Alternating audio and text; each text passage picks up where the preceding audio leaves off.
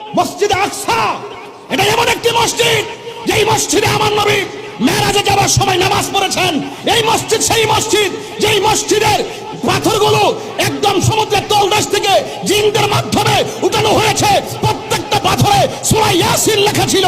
এমন মসজিদ, এই মসজিদ সেই মসজিদ যেই মসজিদ মুসলমানদের প্রথম কিবলা ছিল। জীবনের রক্ত দিয়ে হলো সেই মসজিদ আকসাকে রক্ষা করে ছাড়বো, ঠিক কি না বলা?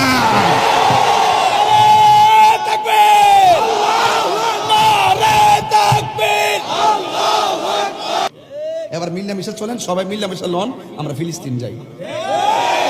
কতক্ষণ ঠিক না বেঠি? পরিষ্কার কথা। আসেন, বসেন, কথা বলেন।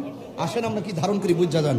বয়েথের বাংলার জমিন স্যার তিন বেলা খাইয়া খেয়া খালি ফেসবুকে লিখলে চলতো না, ডাইরেক্ট চলে আমরা যাই। আমরা প্রস্তাব করে আমরা পাঠাই দেন, শুধুমাত্র বেশি আমরা ট্রেনিং লাগতো না, ডাইরেক্ট সমান করে বললাম। কথা ঠিক না?